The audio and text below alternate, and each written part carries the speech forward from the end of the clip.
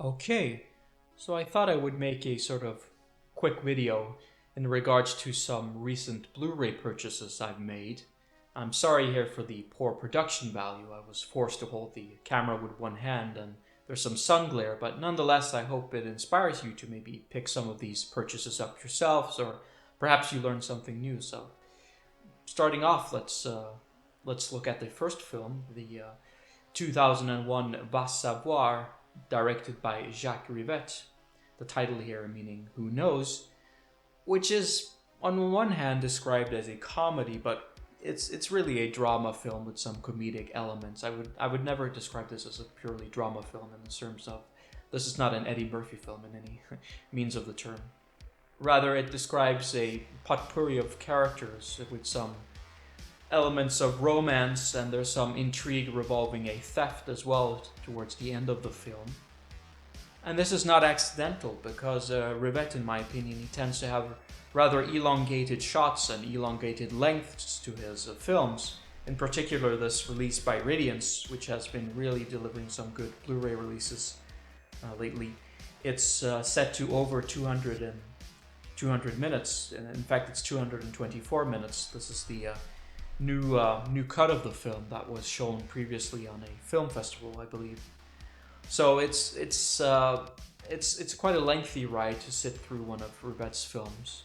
I think the longest must be his Out One, which I haven't seen myself. I've only seen parts, which is over 10 hours long. So compared to that, it's very brief.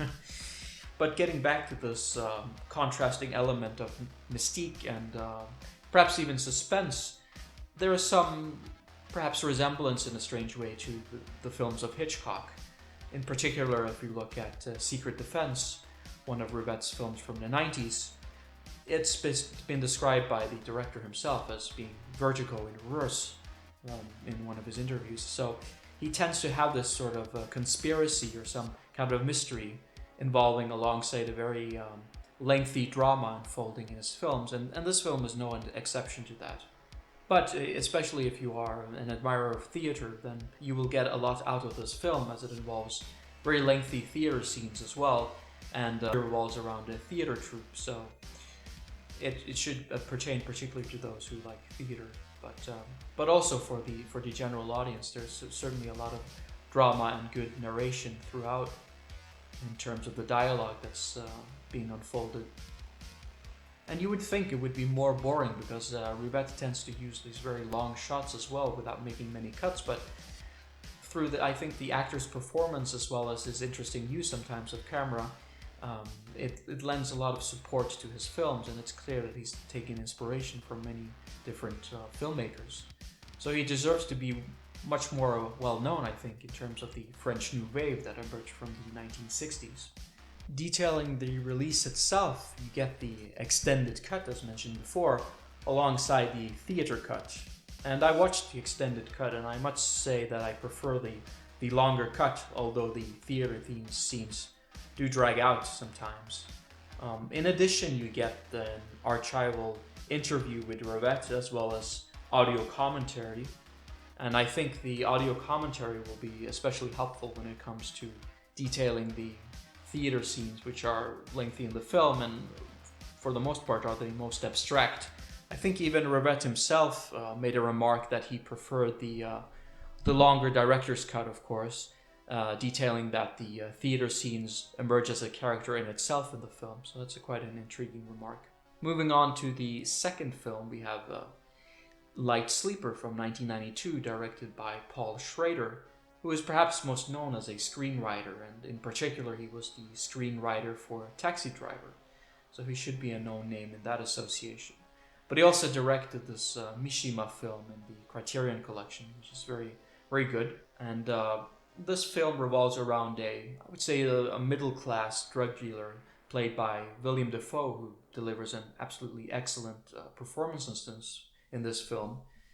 And also, I would say the film itself unfolds in a really more realistic manner than that of, let's say, Taxi Driver. And it's no accident that I compare it to this film, since this film can be seen as a sort of loose trilogy, where this makes up the last film in the trilogy of a sort of man who doesn't know what he wants to do, or a man who wants to leave his job, so to speak. And this is the theme throughout both Light Sleeper, Taxi Driver, and American Gigolo, which are all associated with Paul Schrader.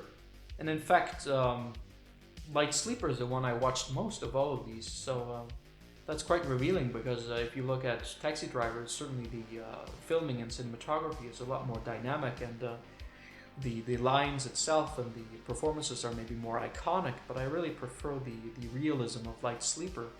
Although as it unfolds, it gets more dramatic and can be seen as quite a sad film, but it does have lots of complexities involving his decision process, and you really get in depth to the character in terms of a study of him.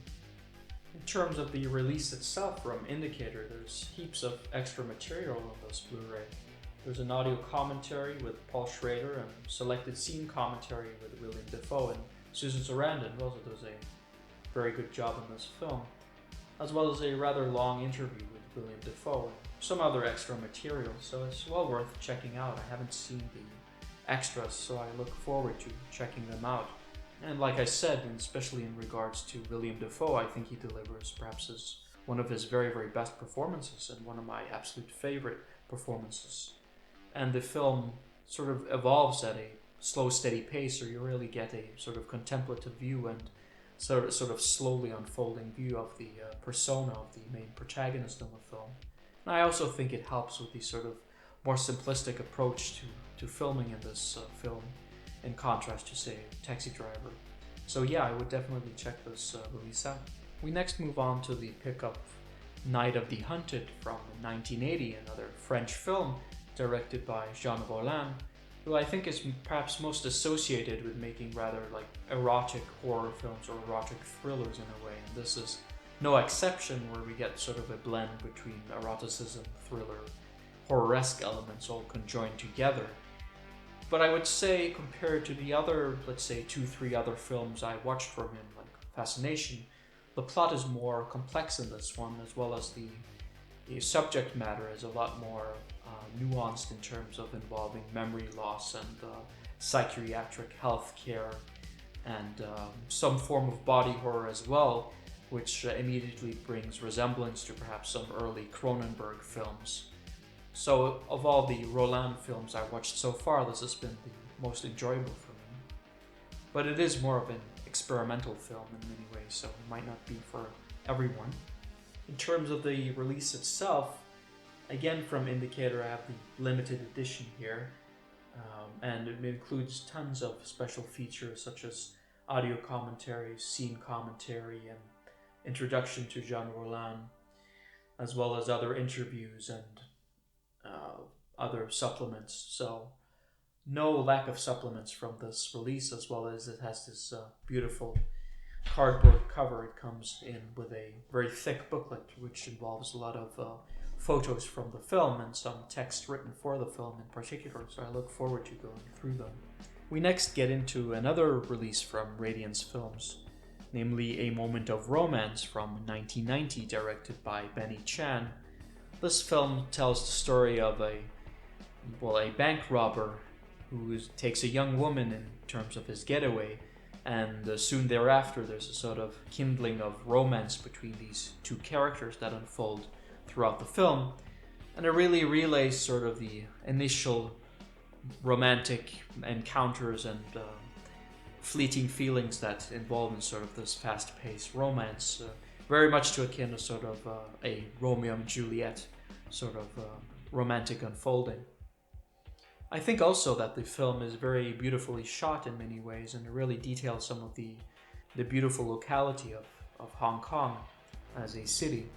I think I read a long time ago something by John Woo where he stated that he was particularly interested in shooting Hong Kong in the most beautiful ways of fashion, and this film sort of mimics that in many ways. And I know we talked about the French Nouvelle earlier, and I can't help to make comparisons between this film as well as something from Godard in the 60s as well, where you have this sort of spontaneous romance and kindling between characters, and there's very much a sort of fast-paced, fleeting dynamics throughout the film, which is present in this film. And A lot of times I don't make the comparison between that of French films and Hong Kong movies, but in this particular instance, I think there is some justification for this. In terms of the release, we have some nice special features, including audio interviews with Ban Chan, and some kind of feature called In Love and Danger Hong Kong Through a Moment of Romance, which is a visual essay. And we have a audio commentary by Frank Zheng, so I look forward to digging into this film again. It's been a while since I've seen it, and I lament not getting the limited release. Unfortunately, I was not in time for that. We next get into a trilogy of films, the Valiant Red Peony, the first 3 films of this installment, where I believe there are 8 films in total, although I've only seen the first 2 in the series. It's one of those genre films. I guess you could place it in a Yakuza category, but more specific, perhaps we could call it sort of the gambling Yakuza films of the late 60s, where you have some protagonist, in this case a female, who must venture on some kind of journey of revenge in order to meet her needs. And you have different stories throughout the films, but they all have sort of the same setup in many ways. That is, someone near to this Peony character, or I believe she's also called Kato, dies or gets killed, and she must seek out revenge in some fashion. In the first film, it's her father, and in the second, it's sort of a close encounter who she befriends at a farm, who's also involved, the Yakuza who gets killed. But these films are very enjoyable so far as I've seen, and really detail a lot of beautiful historical tapestry from Japan and the Yakuza in particular, as well as having some very beautifully shot fight scenes. In particular, the second installment has a very nice shot where the Red Peony is fending off for herself with a dagger and a umbrella, and she's really fierce with that dagger, and there's some beautiful choreography. And likewise in the first film, there's a sort of opening fighting sequence which is filmed in slow motion, which is very beautifully elucidating sort of her fighting capabilities, and really sets up her sort of competence as a character, so you have much more believability in terms of her skill to defend for herself and fight. In terms of the extras of the film, we get various audio commentaries, including one from the dynamic duo of Mike Leader and Arne Venema, who I enjoy very much in terms of their Hong Kong commentary, but also their other commentary, such as this film, which is a Japanese film. In addition, there's a nice booklet included as well in the release from Eureka Films, and some, I believe there's some interviews as well. Let's see. Yeah, there's an interview as well. So yeah, I can't wait to get into this release as well, and see the third installment, which I haven't seen before, so that should make for a nice movie night as well. For the next pickup, this is another Japanese film, as well as the last pickup of this video will also be a Japanese release, but this is Love Plus Anarchism, which is a collection of 3 films by Kiyu Yoshida, which might be described as a sort of extremist trilogy or extremist political trilogy, as the subject matter of each of those films revolves around a political figure. And these are of a more experimental nature. I mean, they've been described, I think, in terms of a Japanese new wave movement from the late 60s to early 70s, or a sort of radical, independent Japanese film from this period, which was obviously made under a constricted budget in terms of the big studio films at the time.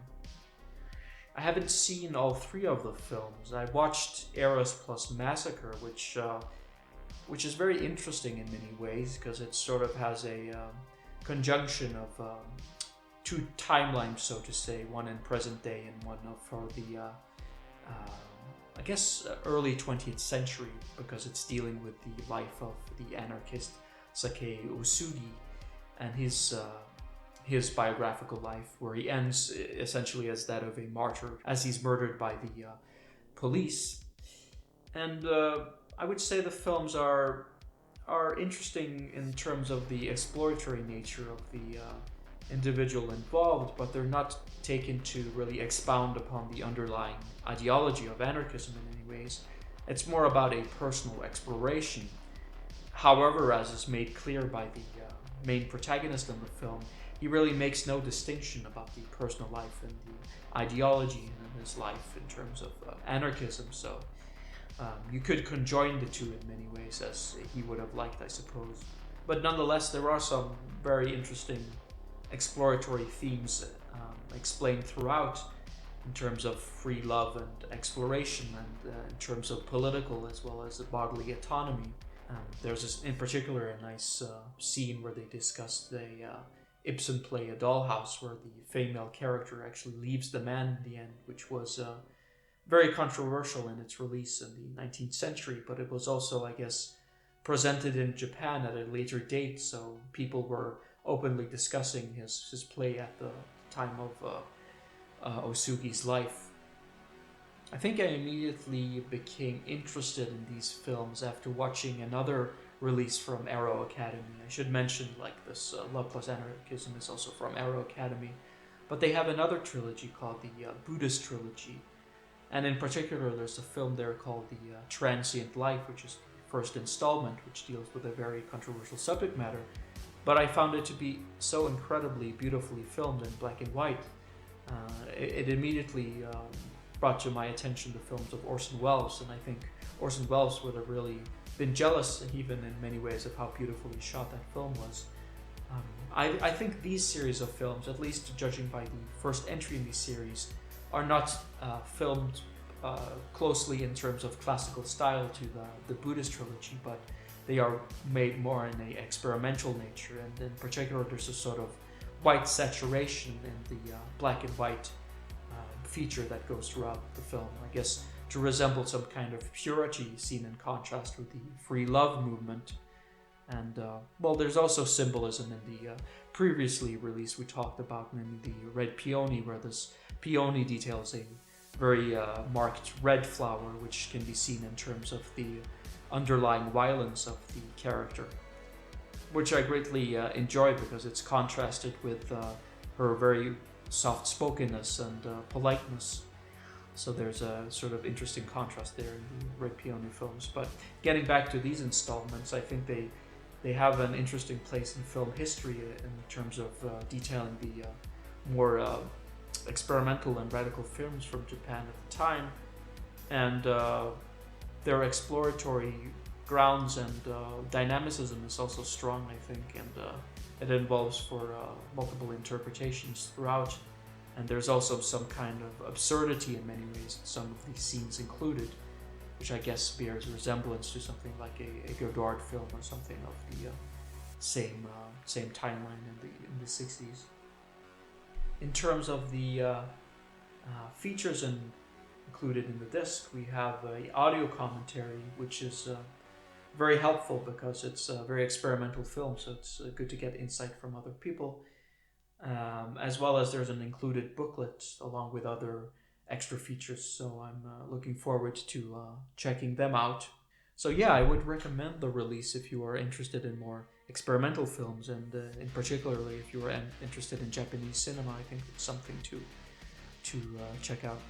We last get into the final trilogy and final pickup for this video, namely the Daimajin trilogy, which contains the films Daimajin, Return of Daimajin, and Wrath of Daimajin, all filmed in 1966, which reminds me, I guess, that a lot of the times when you have various sequels or trilogies, or even more than trilogies, if they're filmed around the same time and often involving various different directors bringing their own sort of perspective and energy to the film, there isn't that much of a loss of quality, and this certainly is true for this trilogy of films, but it's also true of other films like Sister Street Fighter, for example.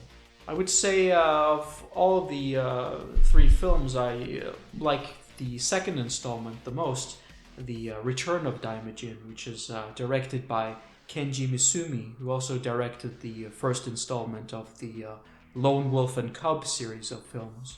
And it's very beautifully shot in many ways, and it blends both the traditional spirituality and religion of Japanese culture, especially Shinto religion, with that of Christianity, as there is some female character who is crucified in the film. And there's also this parting of the seas, which must have been taken from the Ten Commandments film. Now, of course, this is a kaiju or Japanese monster film, but what really sets it apart is that it's set in the samurai era as compared to other kaiju films such as Godzilla or Gamera. In addition, it really doesn't feature the monster as much as those other film franchises. And this in many ways serves as its strength, because the practical effects and the use of forced perspective and miniatures are incredibly stellar in this film. It might be the best practical effects jobs in terms of the early kaiju films, I would say, from the 60s that I've seen. And it really brings lifeness to the supernatural god of Daimajin when there's this use of natural human eyes and the presence of a real human body inside this physically constructed figure of the Daimajin. And there's also this extra verisimilitude of the portrayal of this supernatural figure. As it's meant to be a god, it seems to be naturally more easy to portray than that of a, say, fusion lizard creature such as the Godzilla creature. It also sets a different standard in many ways, in that it invokes religion and supernaturalness to the film instead of having a justification in terms of science fiction, and thus relying on that genre more, I would say, than this film, which brings in a lot more samurai elements and religious elements to the film. You could also argue that it's as much of a samurai film than that is a Japanese monster film as well, because in all these three films, the creature typically, or god figure, typically comes in the third installment of the film, so it comes in rather late in the film, whereas the first portion of the film is usually taken up by some kind of evil feudal lord who is enacting some kind of vengeance upon its population and has this omnipotence of power that must be overthrown. Although there is no systemic criticism of the whole feudal structure which could have been employed in the film, but rather there's this incidentalness of this particularly bad feudal lord has been put in place. Of course, it's surprising in many ways that this didn't turn out to be much more of an expanded franchise, because you could do so much more with the samurai portion of the story. You could bring in all the sort of complexities that you would see in a Kurosawa film into the samurai storytelling before setting in place the ritualization of bringing to life the Daimajin supernatural god. Lastly, let's take a look at the supplements included, which does include a commentary track, I think, in all three films. I've listened to a little bit to the second commentary track of the second film, which is the one I enjoy the most. But I also enjoy the other films, and it's clear that they're filmed by very experienced filmmakers at the time, and someone who really knows the genre of the kaiju film and knows how to navigate through the portions of the film and not make it so boring and lengthy in many ways, make it more dynamical. There is also some interviews with a professor of a film museum, which I also watched, which details a little bit of the story behind the Daimajin. As well, I believe on the first film there's this feature about the production behind it, where you get to learn more of the practicalities behind the special effects, which is very interesting, because I think the special effects in this film are really stellarly done in many ways. So yeah, I would highly recommend this kaiju film if you haven't seen it. The only downside is that if you don't like samurai films that much, then you might be a little bit more bored, as the creature doesn't make its introduction until the last portion of the film. Okay, so that wraps up this video where I've gone through some of the recent releases I picked up.